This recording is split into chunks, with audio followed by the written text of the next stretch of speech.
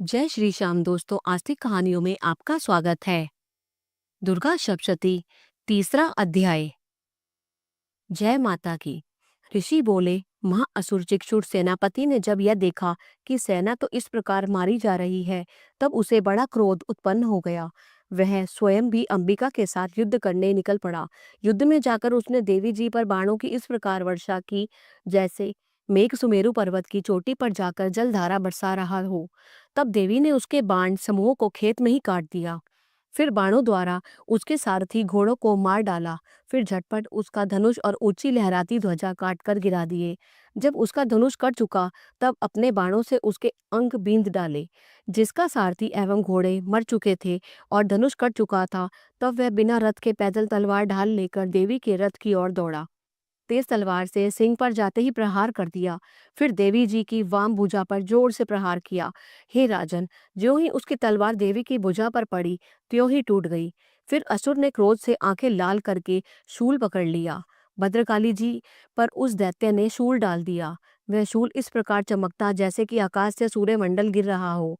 देवी जी ने अपनी ओर आते हुए शूल को देखकर उस पर अपना शूल चला दिया, जिससे वह शूल सैकड़ों टुकड़े हो गया। साथ में उस चक्षुर महादैत्य के प्राण निकल गए।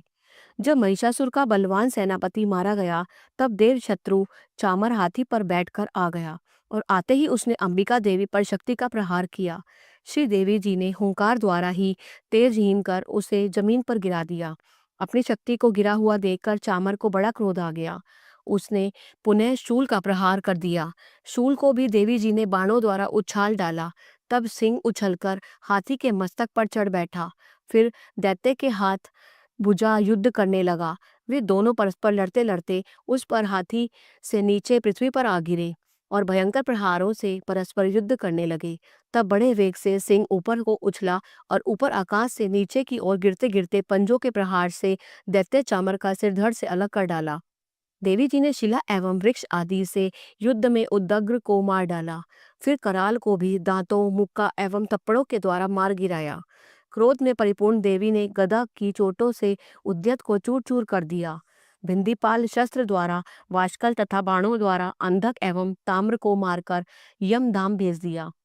त्रिनेत्रधारिणी देवी परमेश्वरी ने उग्रास्य उग्रवीर्य महाहनु नाम के दैत्यों को त्रिशूल द्वारा मार दिया। तलवार से विडाल का सिर धड़ से अलग कर दिया। दुर्धर और दुर्मुख इन दोनों को बाणों द्वारा यमपुरी पहुंचा दिया। इस प्रकार अपनी सेना का नाश होता देख भैंसे का रूप बनाकर महिषासुर उन गणों को डराने लगा। कुछ एक गणों पर अपने थुथुनों से प्रहार किया, दूसरों को सींगों से फाड़ा, कुछ को वेग द्वारा, दूसरों को सिंहनाद द्वारा और घूमने से अन्यों को श्वास वायु द्वारा पृथ्वी पर गिराया। इस प्रकार गण सेना को गिराकर वह महिष सिंह की ओर झपटा। जो ही सिंह को मारने लगा, तब जगदम्बा को बड़ा क्रोध उत्पन्न हुआ। इतना पराक्रमी महिषासुर भी क्रोध से पृथ्वी पर अपने खुरों से खोदने लगा। फिर सींगों से बड़े बड़े ऊंचे ऊंचे पहाड़ उठाकर फेंकने लगा। साथ में गरजने लगा। वेग के साथ घूमने पर पृथ्वी शुद्ध होकर फटने लगी। उसने पूंछ से समुद्र पर प्रहार किया, जिससे शुद्ध होकर समुद्र पृथ्वी को चारों ओर से डुबोने लगा। चलायमान होते हुए सिंह के द्वारा छिन्न भिन्न हुए बादल के टुकड़े टुकड़े हो गए। उसके श्वासों की कठोर वायु से उड़ते हुए सैकड़ों पर्वत आकाश से गिरने लगे। इस प्रकार क्रोधपूर्ण उस महादैत्य को अपनी ओर आता देखकर चंडिका उसे मारने के लिए क्रोध में आ गई। कुपित चंडिका ने उसकी ओर पाश फेंका। उसके द्वारा उस दैत्य को बांध लिया। तब तो उस महायुद्ध में बंधे उस दैत्य ने अपने महिषासुर रूप का त्याग कर दिया। झटपट सिंह के रूप में आ गया। ज्यों ही चंडिका उसका सिर काटने लगी, तब तो वह तलवार हाथ में लिए पुरुष दिखाई देने लगा। तब शीघ्रता से तलवार ढाल वाले उस पुरुष को अपने बाणों से देवी ने बींध डाला। अब वह एक बड़ा हाथी हो आया। अपने सूंड से देवी के सिंह को खींचा, फिर गरजने लगा। उसके खींचते समय अपनी खड़क के द्वारा देवी ने उसकी सूंड को काट दिया। फिर वह महादैत्य भैंसे के रूप में आ गया और चराचर त्रिलोकी को सताने लगा। तो जगन माता चंडिका को क्रोध में आकर फिर उत्तम मधुपान करने लगी और लाल लाल नेत्र करके हंसने लगी। वह दैत्य भी बल पराक्रम के मद में उन्मत्त होकर गरजने लगा और अपने सींगों से पहाड़ उठा उठाकर देवी की ओर फेंकने लगा। देवी जी ने भी अपने बाणों के समूह से उसके फेंके हुए पर्वतों को चूर चूर कर दिया। तब सुरापान के मद के कारण लाल लाल नेत्र वाली चंडिका जी ने कुछ अस्त व्यस्त शब्दों में कहा। देवी जी बोली, हे मूढ़, जब तक मैं मधुपान कर लूं तब तक तू क्षण भर के लिए गर्ज ले। मेरे द्वारा संग्राम भूमि में तेरा वध हो जाने पर तो शीघ्र ही देवता भी गर्जने लगेंगे। ऋषि बोले। इसी प्रकार कहकर देवी जी उछलकर उस महादैत्य पर चढ़ गई। पांव से दबाकर दैत्य के कंठ पर त्रिशूल से वार किया। देवी के पांव से दबे हुए उस दैत्य ने अपने मुख से बाहर निकलने का प्रयत्न दूसरे रूप में किया। अभी आधा ही निकल पाया था कि देवी जी ने अपने पराक्रम द्वारा उसे वहीं रोक लिया। आधा निकलकर भी उस दैत्य ने युद्ध करना नहीं छोड़ा। तब देवी जी ने अपनी तेज तलवार से उसका सिर काटकर नीचे गिरा दिया। दैत्य सेना हाहाकार करने लगी। तब उस सारी सेना का भी देवी जी ने नाश कर दिया। सभी देवता अत्यंत प्रसन्न हुए। दिव्य महर्षियों के साथ सभी देवताओं ने स्तुतियां की। गंधर्वराज गायन करने लगे, अप्सराएं नाचने लगी। बोलो जय माता की। तीसरा अध्याय संपूर्ण। चौथा अध्याय। ऋषि बोले, अत्यंत पराक्रमी उस दुरात्मा महिषासुर एवं उसकी सेना के देवी द्वारा मारे जाने पर इंद्र आदि देवतागण अपनी वाणियों द्वारा देवी जी की स्तुति करने लगे। जिस देवी जी ने अपनी शक्ति से सारे जगत को व्याप्त कर लिया है, उसका स्वरूप सभी देवताओं का समूह है। सभी देवता एवं महर्षि जिसकी पूजा किया करते हैं, उस अंबिका देवी को हम प्रणाम करते हैं। वही देवी हमारा मंगल करे। जिसके अतुल प्रभाव को एवं बल को भगवान शेषनाग, ब्रह्मा तथा हरि भी नहीं कह सकते, वही चंडिका देवी सारे जगत के पालन के लिए तथा अमंगल के भय के नाश का विचार करे। जो श्री स्वरूपिणी पुण्यात्माओं के घरों में तो लक्ष्मी स्वरूपा है, पापियों के घरों में दरिद्रता, पवित्र बुद्धि वालों के हृदय में बुद्धि, श्रेष्ठ पुरुष के यहाँ श्रद्धा, कुलीन मनुष्यों में लज्जा स्वरूपिणी है। इस प्रकार की हे देवी जी, हम आपको प्रणाम करते हैं।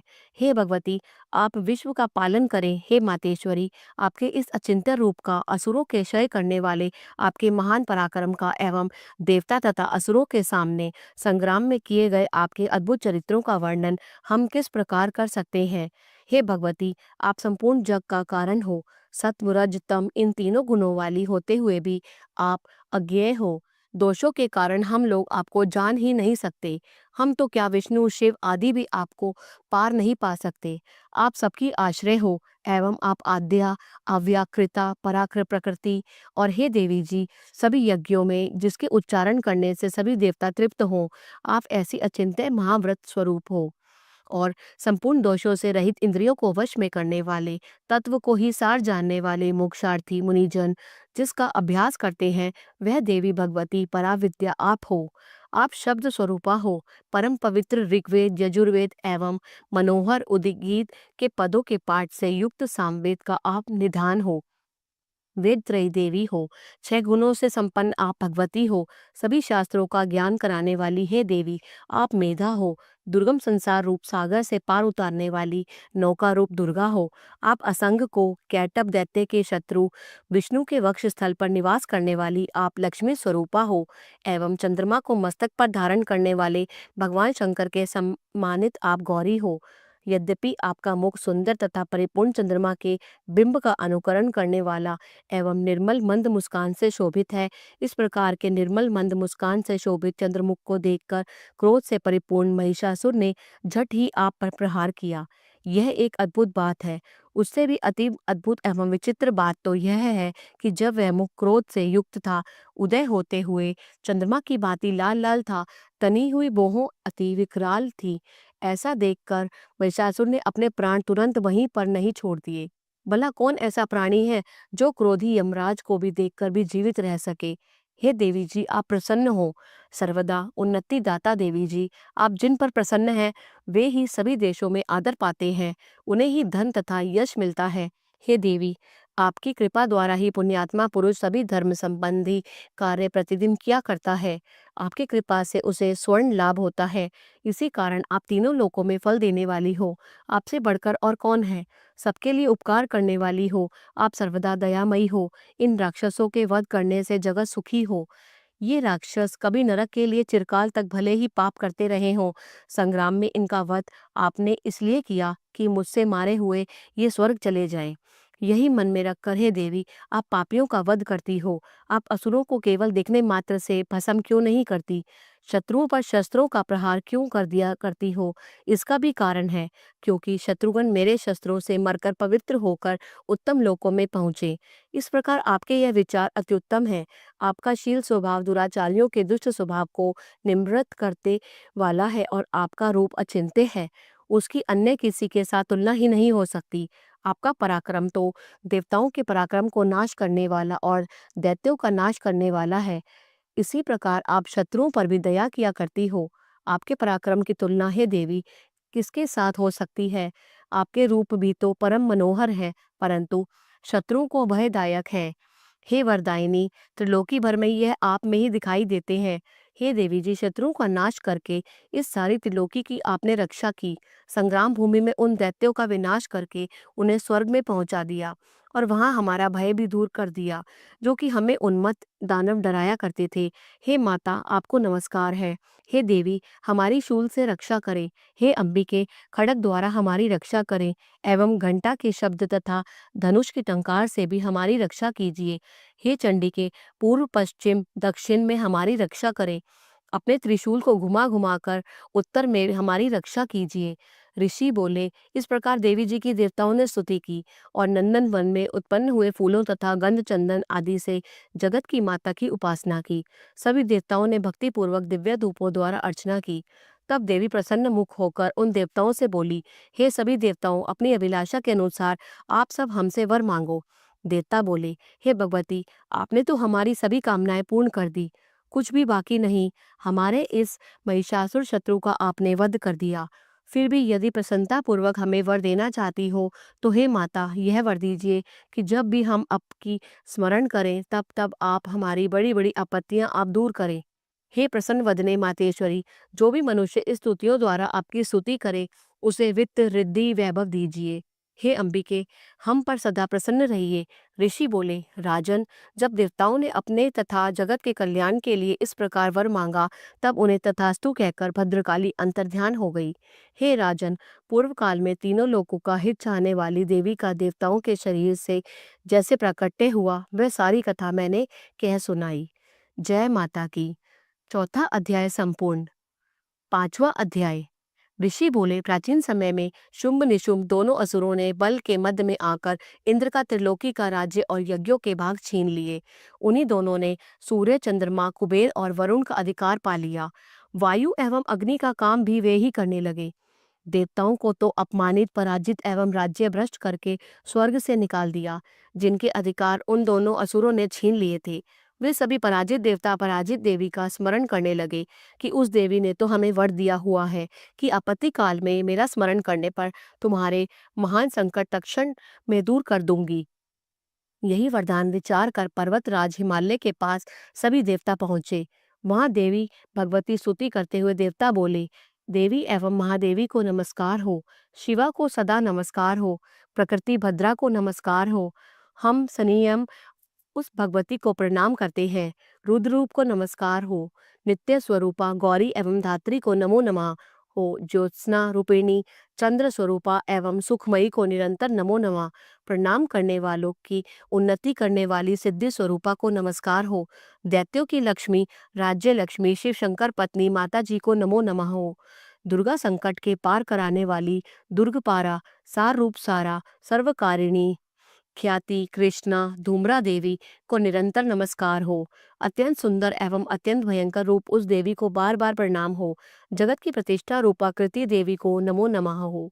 जो देवी सभी प्राणियों में चेतना कही जाती है उसे बार बार नमस्कार हो। जो देवी सभी प्राणियों में निद्रा रूप से कही गई है उसे नमस्कार, उसे बार बार नमस्कार हो। जो देवी सभी जंतुओं में शुद्धा और छाया रूप से स्थित है उसे नमस्कार, उसे बार बार नमस्कार हो। जो देवी प्राणियों में क्षमा शक्ति तथा तृष्णा रूप में स्थित है उसे नमस्कार हो, उसे नमस्कार हो, उसे बार बार नमस्कार हो। जो देवी सब प्राणियों में लज्जा, शांति और श्रद्धा रूप में स्थित है, उसे नमस्कार हो, उसे नमस्कार हो, उसे बार बार नमस्कार हो। जो देवी सभी प्राणियों में कांति रूप में स्थित है, उसे नमस्कार हो, उसे नमस्कार हो, उसे बार बार नमस्कार हो। जो देवी सभी प्राणियों में भ्रांति, कांति और लक्ष्मी रूप से स्थित है, उसे नमस्कार, उसे नमस्कार, उसे बार बार नमस्कार हो। जो देवी समस्त जीव मात्र में वृत्ति रूप से स्थित है, उसको नमस्कार, उसको नमस्कार, उसको बार बार नमस्कार है। जो देवी समस्त जीव मात्र में स्मृति रूप में स्थित है, उसको नमस्कार है, उसको नमस्कार है, उसको बार बार नमस्कार है। जो देवी समस्त जीव मात्र में तुष्टि रूप से स्थित है, उसको नमस्कार है, उसको नमस्कार है, उसको बार बार नमस्कार है। जो देवी समस्त जीव मात्र में माता रूप से स्थित है, उसको नमस्कार है, उसको नमस्कार है, उसको बार बार नमस्कार है। जो समस्त जीव मात्र में भ्रांति रूप से स्थित है, उसको नमस्कार है, उसको नमस्कार है, उसको बार बार नमस्कार है। जो देवी समस्त इंद्रियों तथा संपूर्ण जीव मात्र की अधिष्ठात्री है और समस्त जीव मात्र में निरंतर व्याप्त रहती हैं, उसको बार बार नमस्कार है। जो देवी इस सारे जगत में व्यापक होकर चैतन्य रूप में स्थित है, उसे नमस्कार, उसे नमस्कार, उसे बार बार नमस्कार हो। प्राचीन काल में अपने मनोरथों की सिद्धि के लिए देवताओं ने जिस देवी की स्तुति की, इसी प्रकार कई दिनों तक सुरपति इंद्र जिनकी सेवा करता रहा, वह मंगला रूपा परमेश्वरी हमारी मंगला एवं कल्याण करे और हमारी आपत्तियां दूर करे। दुष्ट दैत्यों से संतापित हम संपूर्ण देवता जिस भगवती ईश्वरी का नमस्कार कर रहे हैं और भक्ति पूर्वक नम्रता के स्वरूप मनुष्य द्वारा स्मरण किए जाने पर उनकी विपत्तियों का नाश कर देती है, वह हमारी भी सभी विपत्तियों को दूर करे। ऋषि बोले, हे राजन, सभी देवता जब इस प्रकार भगवती की स्तुति कर रहे थे, उस समय श्री गंगा जी के जल में स्नान करने के लिए श्री पार्वती जी आई। उस समय सुंदर बाहों वाली पार्वती जी ने देवताओं से पूछा कि तुम लोग किसकी स्तुति कर रहे हो। तब उनके शरीर कोश से प्रकट होकर शिवा बोली, ये देवता तो शुंभ दैत्य से सताए हुए एवं संग्राम में निशुंभ से पराजित हुए मिलकर मेरी ही स्तुति कर रहे हैं। श्री पार्वती जी के शरीर कोश से श्री अंबिका जी का प्राकट्य हुआ। इसी कारण सारे संसार में कौशिकी के नाम से प्रसिद्ध हुई। इस प्रकार जब कौशिकी प्रकट हुई, श्री पार्वती जी रूप में काली हो गई, अतः हिमालय में रहने वाली काली का नाम विख्यात हुआ। उसके अनंतर शुंभ निशुंभ के सेवक चंड तथा मुंड ने वहां आकर उस अंबिका देवी को देखा, जो उस समय परम सुंदर रूप धारण कर रही थी। उन दोनों ने शुंभ दैत्य को जाकर कहा कि हिमालय को अपनी कांति से प्रकाशित करती हुई परम सुंदरी स्त्री वहां बैठी है। वैसा उत्तम परम सुंदर रूप किसी ने नहीं देखा होगा। हे असुरराज, वह देवी कौन होगी? इस बात का आप भी पता लगाइए और उसे ग्रहण कीजिए। वह स्त्री क्या है? रत्न ही है। उसके तो सभी अंग बड़े मनोहर हैं। वह अपनी दिव्य कांति से दिशाओं को प्रकाशित कर रही है। हे दैत्येंद्र, वह तो बैठी हुई है, आप जाकर उसे देख सकते हैं। हे प्रभु, जैसे भी हो आप उसे ग्रहण कीजिए। ऋषि बोले। तब चंड मुंड के वचन सुनकर शुंभ ने महिष महाअसुर सुग्रीव को दूत बनाकर देवी के पास भेजा और कहा कि तुम मेरी ओर से उससे इस प्रकार से कहना और इस प्रकार का उपाय करना, जिससे कि वह प्रसन्न होकर अत्यंत शीघ्र ही यहाँ आ जाए। यह सुनकर वह दैत्य पर्वत के उस प्रदेश पर पहुंचा जो कि अत्यंत सुंदर था। वहां पर ही देवी बैठी हुई थी। वहां जाकर उसने देवी से मधुर वाणी द्वारा कोमल वचन कहे। दूत बोला, हे देवी, दैत्यों का स्वामी शुंभ तीनों लोकों में परमेश्वर है। मैं उसका दूत हूँ। मुझे उसने आपके पास भेजा है। मैं वहां जो उसकी आज्ञा न मानता तो उसे परास्त कर देता हूँ। उसने सभी देवता परास्त कर दिए हैं। अब आपके लिए जो संदेश है वह मुझसे सुनिए। उसने कहा, सारी त्रिलोकी मेरी हो चुकी है, सभी देवता मेरे अधीन हैं, सभी यज्ञ भाग पृथक पृथक करके मैं ही पा रहा हूँ। त्रिलोकी भर के उत्तम सभी रत्न मेरे अधीन हो चुके हैं। इंद्र के श्रेष्ठ वाहन ऐरावत हाथी को भी मैंने छीन लिया है। देवताओं ने क्षीर समुद्र से उत्पन्न उच्चई श्रवा नामक अश्व रत्न प्रणाम करके मुझे भेंट कर दिया है, तथा और भी जितने देव गंधर्व एवं नागों के पास रत्न रूप वस्तुएं थी, वे सब की सब हे सुंदरी मेरी हो चुकी हैं। हे देवी, अब हम तुमको स्त्रियों में रत्न मान रहे हैं, इस कारण अब आपको भी हमारे पास आ जाना चाहिए, क्योंकि हम तो रत्नों के भोक्ता हैं। अब तुम्हारी इच्छा है कि मुझे अथवा मेरे पराक्रमी भ्राता निशुंभ को, इन दोनों में से किसी को वर लो, क्योंकि तुम रत्न रूप हो। मेरे साथ विवाह कर लेने से तुम्हें अतुल ऐश्वर्य प्राप्त हो जाएगा। यह अपनी बुद्धि के द्वारा सोच लो, फिर मेरे साथ विवाह कर लो। ऋषि बोले, जब इस प्रकार दूत ने देवी से कहा, तब वह जगत को धारण करने वाली भगवती देवी जी गंभीर होकर मंद मुस्कान करके बोली, हे दूत, तुमने जो कुछ कहा वह सत्य है, मिथ्या कुछ भी नहीं। इसमें संदेह नहीं कि शुंभ त्रिलोकी का स्वामी है और निशुंभ भी वैसा ही है, किंतु मैंने प्रतिज्ञा की हुई है कि उसे किस प्रकार से मिथ्या करूं। प्रतिज्ञा इस प्रकार है कि जो मुझे युद्ध में जीत ले एवं मेरा अभिमान तोड़ दे और संसार में मेरे समान बलधारी हो, वह मेरा भर्ता हो सकता है। शुंभ आए अथवा महिषासुर शुंभ निशुंभ आ जाए, मुझे जीतकर मेरा शीघ्रता से पाणी ग्रहण करे। दूत बोला, हे देवी, तुम्हें अभिमान है जो इस प्रकार की बातें मेरे सामने कर रही हो। भला कहीं त्रिलोकी में ऐसा कौन सा पुरुष है जो शुंभ निशुंभ का सामना कर सके। सारे देवता तो दूसरे दैत्यों का सामना भी नहीं कर सकते। तू तो स्त्री है, फिर अकेली बैठी है। युद्ध भूमि में इंद्रादिक सभी देवता जिस शुंभ आदि दैत्यों के सामने ना ठहर सके, भला तू स्त्री होते हुए उनका सामना कैसे कर सकेगी। इस तरह चलने से तुम्हारी प्रतिष्ठा होगी, अन्यथा जब वे तुम्हारा केश पकड़कर घसीटते हुए ले जाएंगे तो तुम्हारा गौरव नष्ट हो जाएगा। देवी बोली, हे दूत, इसमें कोई संशय नहीं कि शुंभ बलवान और निशुंभ भी पराक्रमी है। मैं करूं तो क्या करूं, प्रतिज्ञा करने से पहले ये बात मैंने सोची थी कि अब तुम जाकर असुरराज को मेरी यही बात कह दो, फिर उसे जो उचित दिखाई दे वही करे। बोलो जय माता की। जयकारा शेरावाली दा बोल साचे दरबार की जय। 5वां अध्याय संपूर्ण हुआ। अगर आपको हिंदी में अध्याय पसंद आए, कृपया करके इसे लाइक कीजिए और शेयर कीजिए। जय माता की।